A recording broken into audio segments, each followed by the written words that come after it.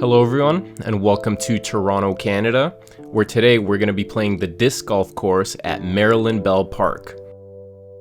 Established in late 2019, this is a short but beautiful 9-hole course. All the holes are par 3s, but they're really short, so it makes it a great beginner course, and it's located right next to Sunnyside Beach on the lakeshore. The baskets on this course are Innova disc catchers. Today we're going to be playing with 3 mid-range discs, which are the only discs I own. So we got the KC Rock, that's going to be the blue disc. We got the Rock 3, that's going to be the yellow disc. And we got this Discmania mid-range driver, which is going to be this pink disc. So yeah, 3 mid-range discs, which I think should be perfect for this course. And here's a little look at the course layout. As you can see, we have everything mapped out and it does a perfect loop. And you can see that the holes are really short here. Alright, here we go. Hole 1, 206 feet. This hole actually has a few obstacles in the way, and those are all these trees that you have to avoid. But as long as you could avoid those trees, it's a fairly easy hole. So here I go for my first throw. I throw the mid-range driver and I actually get a good shot out of that.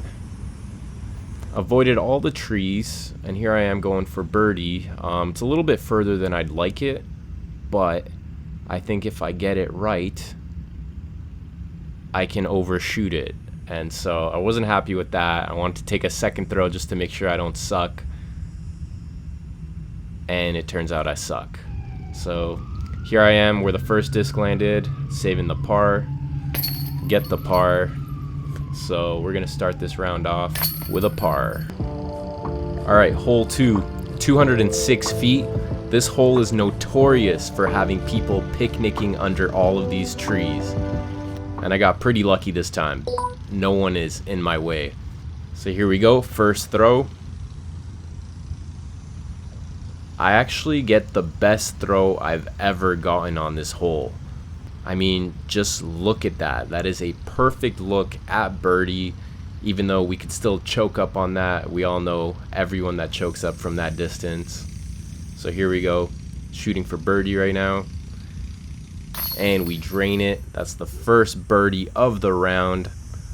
Hit those chains right there. And our score is going to be at -1, which is a good start to this round. So here we go, hole 3, 190 feet. This is probably the most aceable hole on this entire course.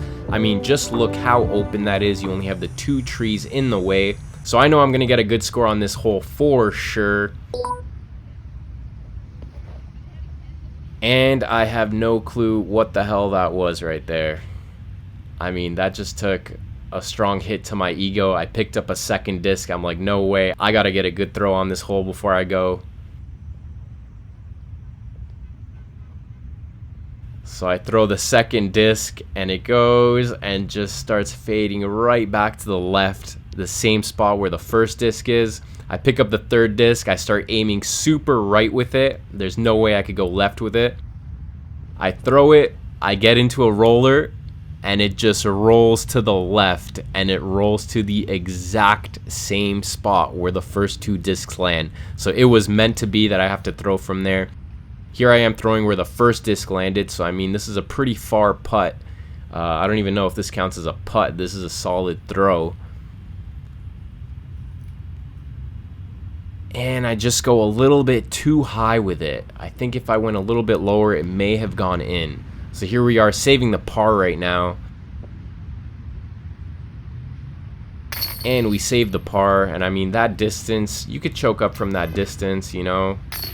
But luckily we didn't there, so our score is still at -1. Okay, hole number 4, 225 feet. This is definitely the most difficult hole on the entire course. I mean, just look at the amount of trees that are in your way, and the basket is in such a narrow spot there. It's pretty inevitable that you're gonna hit trees here. So here we go with the first throw, and I hit a tree, but I got a lucky bounce off of it and I land in the middle of the fairway. So this is still a pretty far putt, and I go over the basket again, a little too much power there. So now I'm going to be putting for par. Still kind of a far putt, but I get it. I saved the par, so our score is at -1. And I mean, that's not too bad for a hole that's this difficult.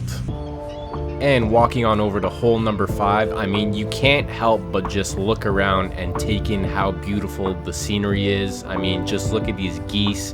Even though they poop a lot and sometimes your discs get covered in their poop, they're still so beautiful. So here we are, hole number 5, 163 feet. This is one of my most favorite holes that I've ever played because just look how beautiful it is. It's slightly elevated on this hill. And I just love playing this hole. It is so beautiful.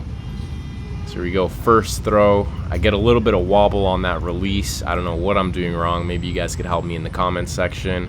But I have a solid look at birdie here. And I mean, like I said, I love playing this hole. I love shooting up to this elevated basket. And I drain the birdie. Oh my God, that felt so good. I have to go for it again with the second disc, miss with the second disc, but I got a third one there. Drain the third one from that distance. I mean, we all know how good it feels to get it in from a distance like that, so had to do it. I love that. One of my favorite holes, hole 5. On to hole 6, 190 feet. Honestly, this is my least favorite hole on this entire course. It's just not aesthetically pleasing at all, and it's got a big metal pole right in front of the basket. But whatever, one of the holes has to be a little bit boring. My first throw, it's actually good. I usually hit trees on this hole 90% of the time. And I got a far putt for birdie here, but it's definitely doable. Ooh, and I drain it. And I mean, just look at my reaction on that. That one felt good. I try to go for it again with the second disc, but it's like, nah, I can't get that feeling again. And our score is now at -3. All right, hole 7, 135 feet. This is actually the shortest hole on the course. This is a very aceable hole as long as you get it through this tree line right here. I mean, as long as you send it through the middle, you have a very solid chance at an ace. Just look at my first throw here.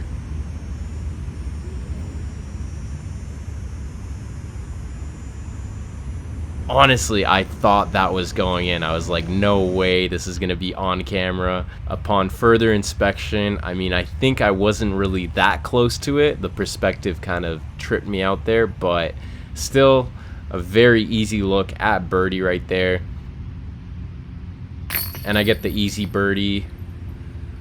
A couple more practice shots in there. And now our score is at -4 going into the 8th hole. So hole 8, 175 feet. Honestly, there's nothing special about this hole. It's got a couple trees that can get in your way, but if you could avoid them, for the most part, this is a pretty easy hole. So here I go for my first throw. It looked pretty good, but it came up a little bit short. And then I don't know why, but I just rushed that putt for some reason. I just like didn't take my time with it. And then I had to settle for the par here.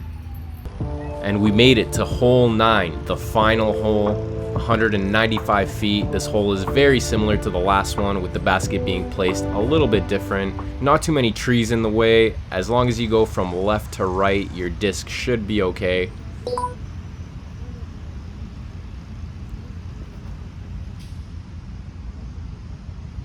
And I actually got a really solid throw here.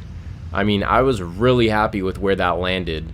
So here we are shooting for my final birdie of the round.